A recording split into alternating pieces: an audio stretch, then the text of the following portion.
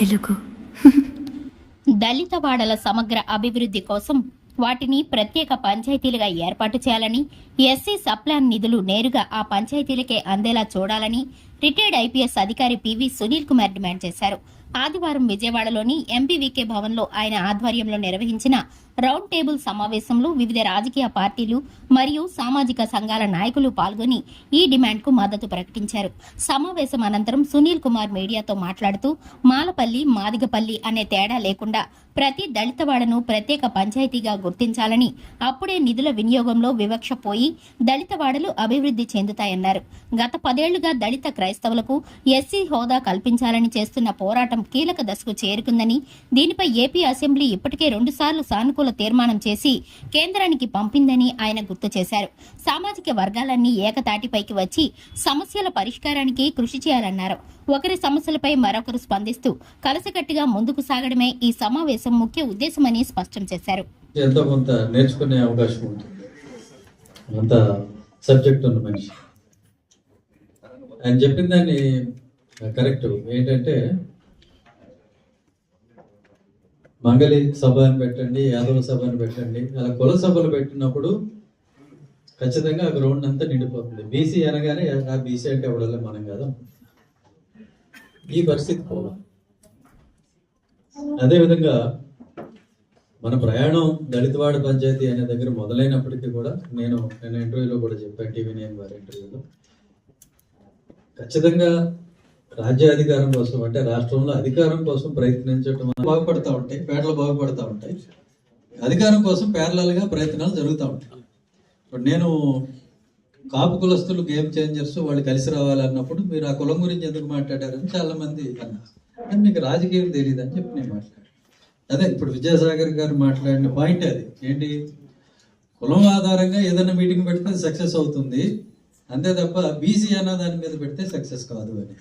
అలాగే ఈ దళిత బహుజన అని మనం అర్థం కాకుండా మాట్లాడితే లాభం లేదు ఈ రాష్ట్రంలో. అది ప్రూవ్ అయింది. మనం మాట్లాడాల్సింది ఏంటి, మాలా మాదిగా కాపు కలిసి వస్తే కొంతమంది యాదవులు మిగతా ఉన్నారు, అందరం కలిస్తే అధికారం వస్తుందంటే అందరికీ అర్థమవుతుంది.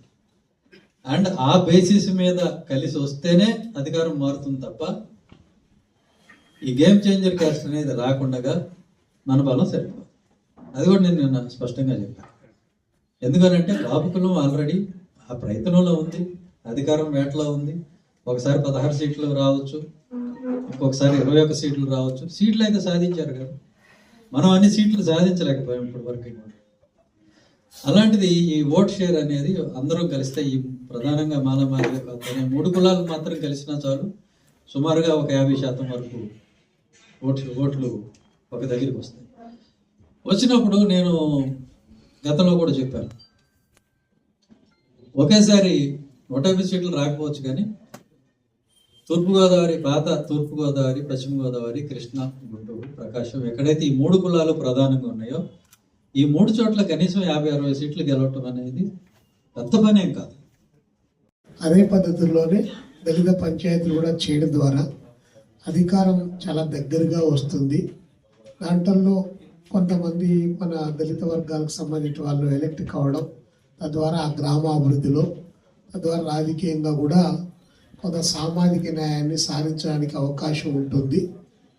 దీన్ని ఒక మంచి అంశంగా తీసుకోవడం అనేది మంచిదని చెప్పి నేను భావిస్తున్నాను. మిగతా రిమైనింగ్ ఉన్నటువంటి అంశాలన్నీ కూడా నెక్స్ట్ ఈ సమావేశానికి పోయిన తర్వాత ఇక్కడ వక్తలు ఎక్స్ప్రెస్ చేసినటువంటి అభిప్రాయాలన్నింటినీ కూడా మా పార్టీ సమావేశంలో కూర్చొని చర్చించిన తర్వాత ఒక ఫైనల్ కన్క్లూజన్కు రావాలి. ఎందుకంటే ఎజెండా మీకు నచ్చితే రండి అని సార్ పెట్టాడు మెసేజ్.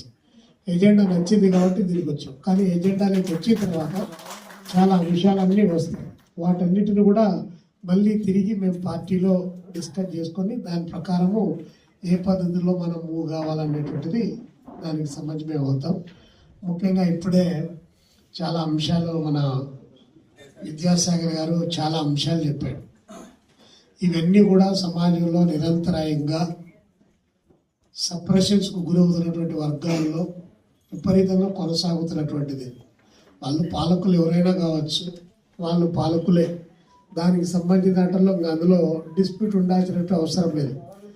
సరే, ఇక్కడ ఆయన డైరెక్ట్గా ఆయన పార్టీ నుంచి, వీసీకే పార్టీ నుంచి డైరెక్ట్గా చెప్పేటువంటిది, ఆయన కులం చెప్పాడు, మేము వర్గం చెప్తాం అంతే. కాకపోతే ఇక్కడ తేడా అంతే, వర్గం అనేటువంటిది వేరు, కులం అనేటువంటిది వేరు. కాబట్టి మేము వర్గ ప్రకారంగా, అంటే కులాలను వేరే పద్ధతులు అనేటువంటిది కాకుండా దోపిడీ ఏ కులంలో ఉన్నా కూడా అది దోపిడీనే. బట్ కానీ దానికి కావాల్సినటువంటిది అంబేద్కర్ మహాశయుడు ఏదైతే చెప్పాడో, ఏ కులం పునాదుల పైన కూడా ఒక నూతన నీతిని కానీ నూతన సమాజాన్ని కానీ నిర్మించలేనని చెప్పి ఏ కొటేషన్ అయితే ఆయన చెప్పాడో, దాన్ని ఒకవైపున ఆచరిస్తూనే ఇంకోవైపున లాల్ నీల్, అంటే ఎందుకు